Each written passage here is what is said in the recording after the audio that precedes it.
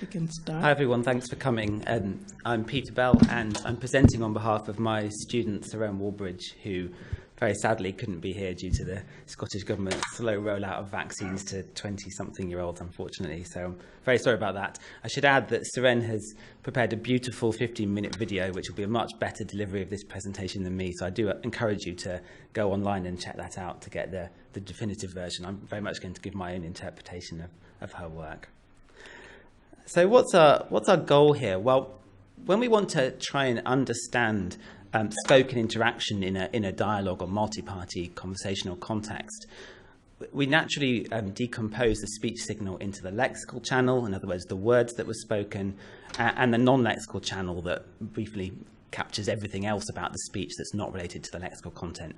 And in many situations, that non-lexical channel is going to be very important for really understanding what's going on in that spoken content. But one of the problems is that unlike the lexical channel, which is quite easily understood, we know how to process text from many different downstream NLP tasks, the non-lexical channel is very, very hard to get a grip on. And that's because it's an entanglement of a whole variety of different parts of information operating at a whole load of different timescales. So what we're going to ask in this presentation is a question: what characteristics of a dialogue context might affect the listener's expectation of upcoming speech? And the reason we want to do this is because we feel it's a relatively task-agnostic way of trying to understand something about this rather elusive non-lexical channel. So to put this question in a little bit more detail, we know that prosody, the non-lexical part of speech, is hugely important in both the perception of speech and also the production of speech. We can see in dialogues the factors influencing entrainment, where you'll naturally adjust your speech to match your dialogue partner and what attitude you take towards turn taking. And we know that prosody is hugely important in a whole range of downstream tasks, such as formulating paragraph structure, determining rhetorical relations, or doing dialogue act tagging. However, what's maybe less clear is if we want to solve these kind of problems, how much non-lexical context, or how much lexical context might we need to try and interpret a dialogue in this way? And of course, we know that in the extreme case, when there's very little context, people might perceive any number of different prosodic realizations of an utterance as equally likely. And we know this from text-to-speech, where a sentence might be produced by a TTS system in many different ways, and out of context, listeners might judge all of those to be equally acceptable, whereas in a particular dialogue context, there might be one that's preferred. And the innovation in this paper is to formulate this problem as a kind of discriminative training scheme. And we can view it as having self-supervised aspects to it. So we're not looking at solving a particular downstream task. What we're wanting to do is just leverage natural turns in a dialogue as training examples in themselves. But we're also going to view it as a discriminative task. And what we're going to do is condition on the context of a dialogue to discriminate between samples that themselves have identical lexical content. And at this stage, we're not going to do any machine learning. That's very much coming later in Saren's project. But what we're going to do here is look at, is this task fundamentally a well-defined, well-formed task? In other words, can humans solve this task when they don't have access to back history of the dialogue or knowledge of the speakers? What we're going to do is set up a human perception task where the humans are going to be asked to discriminate between the true upcoming turn in a dialogue and distractor samples, that the crucial feature being that they have identical lexical content. And we can really view the discriminative ability of humans as matching their perception of the non-lexical content. And we can view the training signal in this task as being akin to coherence in a dialogue.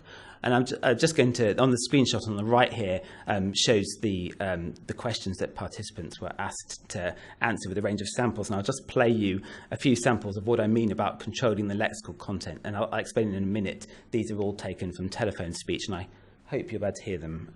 Society? Yeah, I think so. Yeah, I think so. Yeah, I think so. Yeah, I think so. Well, we got one.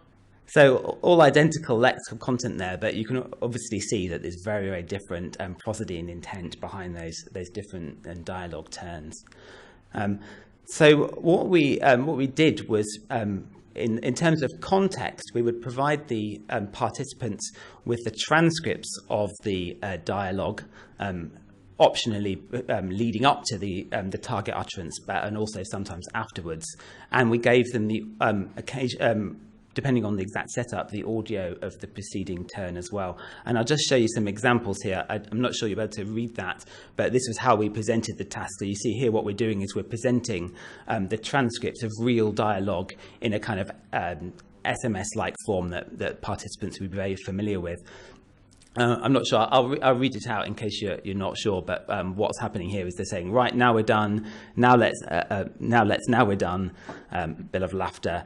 No, let's play around with this space stuff anymore. That's what happened with Apollo. That was the preceding turn. And then we have the turn that participants asked to discriminate between, which is going to be, yeah, I think you're right.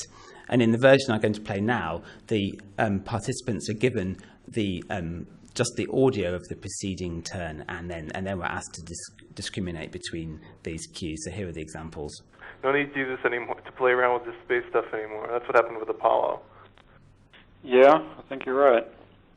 No need to do this anymore, to play around with this space stuff anymore. That's what happened with Apollo. Yeah, I think you're right. No need to do this anymore, to play around with this space stuff anymore. That's what happened with Apollo. Yeah, I think you're right. No need to do this anymore, to play around with this space stuff anymore. That's what happened with Apollo. Yeah, I think you're right. So this were the participants were asked to rank those different samples, and recognizing that this is not a task that's going to be an easy one to answer, and wanting to get a little bit more information, we asked the participants to rank each of those samples in accordance with whether they felt that was very likely to be the following turn, somewhat likely, somewhat unlikely, or very unlikely. And there were no particular constraints. They didn't have to pick a one best. So if they were uncertain, they could have said that multiple samples were somewhat likely. And the intention behind that was to get a feeling for samples that had characteristics that the humans found difficult to discriminate between in this task.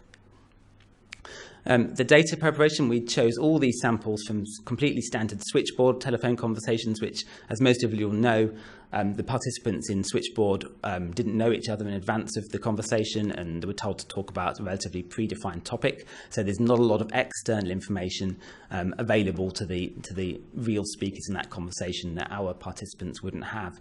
And we picked 50 different discriminative questions per participant, and we tried to sample for uniform response length of the responses that were available to us. So we found there were sufficient examples of length of up to 5 words in the corpus that we could where we could pick the necessary 5 samples. In other words, the 1 correct sample and 4 incorrect sample.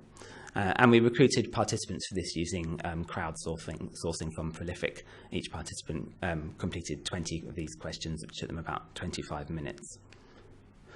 And we evaluated the performance of participants across 8 different conditions, and we used 2 different evaluation metrics. We weren't entirely sure about what evaluation metric would work well here.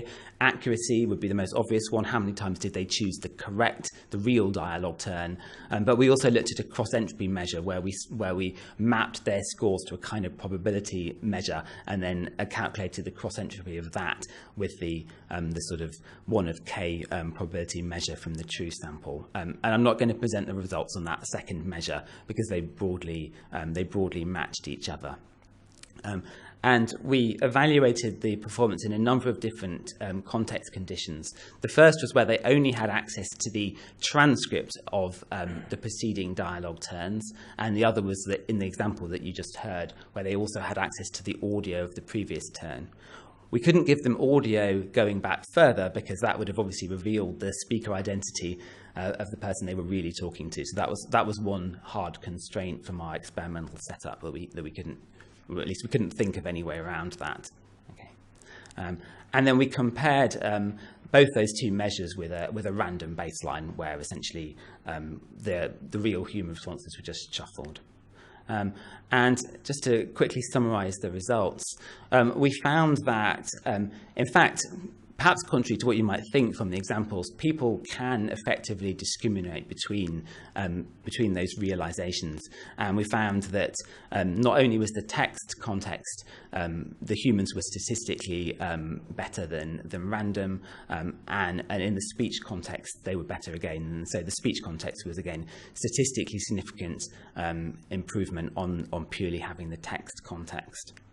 And we also found that people only really make, at least in this experimental setup, make use of a relatively local dialogue context to solve this task, or at least to solve it effectively. So the context conditions referred to here are where they simply had the preceding turn versus 3 preceding turns, 6 preceding turns, and then 3 turns before and after. And we found that although the 6 turns preceding did give slightly better performance, in fact, it tended to plateau at about 3 turns. So the participants were using relatively local information to make their judgments. And we also had a look at the distribution of scores across those different conditions. And we found here we're just looking at the measure of the participants' certainty in their choice. And we found that did creep up as you go down the table there, and in fact they were slightly more certain about their choices in the 3 turns preceding and 3 turns following situation, although that turned out to be maybe misplaced confidence because they didn't actually score any better at that. And we're still not completely sure why past dialogue contexts seem to be substantially better at enabling the humans to perform this task well. And perhaps maybe more interestingly, we found that macroacoustic features alone don't explain this performance. So there are much more subtle phenomena going on that link the prosodic realization with the human judgments. And we did this by analysing a whole load of different prosodic features. And this figure, you'd have to look in the paper to understand it really. But what it's essentially saying is that if we looked at the acoustic feature difference between any pair of samples and between pairs of samples that the humans judged to be closer, there was no statistically significant difference across any of these measures. So in other words, humans are not able to solve this with relatively straightforward prosodic variables, which motivates our future work, which will be looking at can we learn deeper representations of the non-lexical content. And with that, I'll stop, and I hope that Seren will be available to take questions.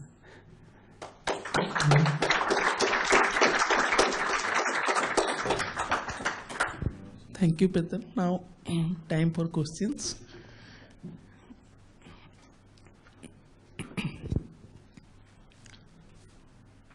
Is there any question? Listening to your audio examples, it seemed to me that the pause between the 2 turns, the turn taking point, was, for me at least, decisive to give my answer on these scales. I don't know when that was meant by pause in your last slide. Is it so you didn't find any influence of the turn-taking behavior directly? Well, that's a good question. Have you got Seren online? Because she is attempting to be here, and she should answer that. She is online, but she has... Oh, yeah. She's here? Perhaps you can just raise her hand, and then we can unmute her microphone. She's here. Hi, Seren.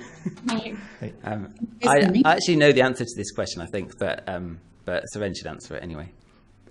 Yeah, so it's a good question. The pause duration was actually quite an important cue for participants when they were making their judgments.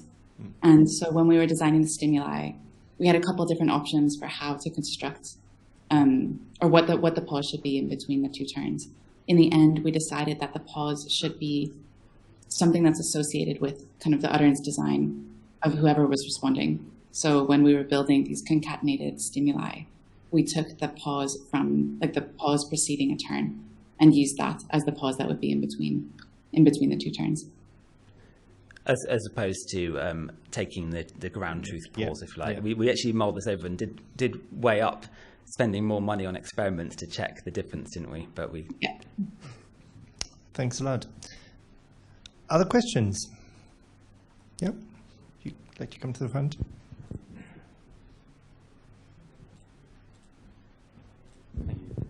Did you guys have a chance to check which further features, acoustic features, might be relevant for that? You mentioned at the end you looked at the macro acoustic features in more detail. Do you have a chance to look at what else might be going on? So that was what we presented in the paper was the extent of the acoustic analysis that we did. And so there we were looking at F0 features, intensity features, and some really coarse durational features. But I think there's a lot more to look into on the acoustic side, especially with comparing acoustic features of the preceding turn with the responses that participants were discriminating between. So that's something that we're hoping to explore a bit further. Perfect. Thank you. Other questions? To look to the screen. No raised hands. Had more than 40 followers on the stream, so could have been. So I have a question. So my question is about the context. Whenever you are telling about context, so do you think the prior knowledge has anything to play with it? Because as a human, always our prior knowledge matters because we can immediately relate to the things. So do you think is that any significant of prior knowledge? Another good question for Saran. Definitely a good question. It's something that we had hoped to kind of control for by making use of switchboard. So other data sets that we considered included call home, where the participants do know each other, and there's more assumed background knowledge that's kind of required to understand the conversation. But we were hoping that by using switchboard, there would be a bit less required knowledge to understand what's happening in the interaction. But of course, I mean, understanding any conversation requires quite a lot of prior understanding about language and context. But we thought this would be the best way to control for it. We're hoping to run some further experiments using call home to see how much of an impact it has when there's kind of grounding that exists outside of the conversation that's required to understand it. Yeah, we should maybe add that one thing that we're not totally sure about is whether there's a role of a sort of participants' bias when they come to the dialogue, particularly in predicting factors such as the gender of the respondent, and whether they might actually be doing very sort of crude, bringing to play subconscious biases or conscious biases about the content of the speech and associating that with gender or age, for example. But we're not really sure. It's kind of hard to test whether that's going on. Thank you. Is there any other questions?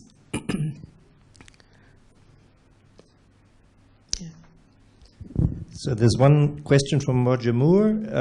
Were any of the measures related to accommodation between speakers? Accommodation. Accommodation, yes. I think you meant, yeah. So in other words, the speakers adapting to accommodate each other. So that's something we're quite interested to look into. We didn't do the analysis for this particular paper, but as we mentioned kind of in the previous question about other acoustic features, we're quite interested in looking at whether there are some features that we can use to rely on to make these predictions based on similarities, acoustic similarities between the previous speaker turn and the upcoming speaker turn. So that's something we're hoping to look into. Okay. I'll look to the screen, and there is one raised hand. No, there are two raised hands. Let's try to see whether that works.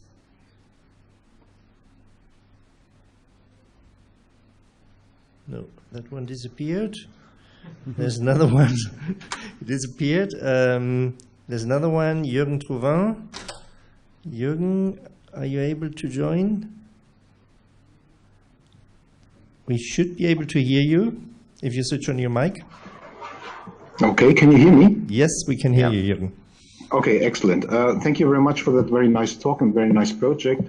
My question is, you have shown us two examples with laughter, and here I wonder whether those examples were better recognized by the participants, by the subjects.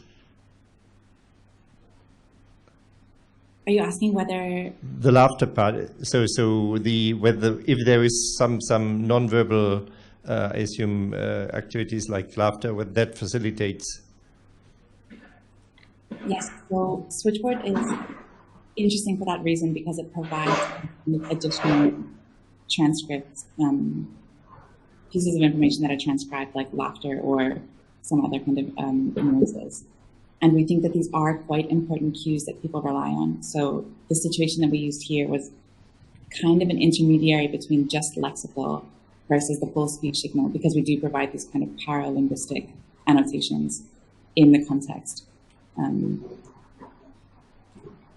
But we haven't done... Okay, thanks. Yeah, thank you. Yeah, and of course we couldn't eliminate laughter from the responses. It was actually we could have controlled for that. I think if we decided that it would throw away too much data, right, Seren? We basically we decided to keep laughter, even though strictly yes, laughter might be considered a different response to just yes on its own. So we are running out of time, but there's no one following up, so we can ask that last question from Kenneth Church. As I remember, Call Home is very different from Switchboard. In Call Home, many of the participants know one another very well. They sometimes finish one another's sentence. Switchboard is between strangers. Can you say something about the difference between the corpora? Yes, that's exactly right. So Call Home is between friends and family, I think, whereas Switchboard is between complete strangers. So the nature of the interactions is quite different. But because we are working with relatively short responses in this experiment, there is quite a lot of overlap in the type of language that we would be interested in to compare the results that we found here in Switchboard to Call Home. So I think that there should be room for comparison here. Yeah, we were mainly limited by budget for this first experiment. Okay. So have a look around. See no more hands up, no more questions in the chat. Then let's thank our speaker again. Let's thank all of our speakers again for this session. And then let's conclude the session. Otherwise. So I'd like to thanks to all the speakers and all the attendants and also our support from here. So yeah, and I think it's a wonderful session, and I'd like to thank you all, and it's a nice experience with Stian. Okay, thank you. We can conclude here.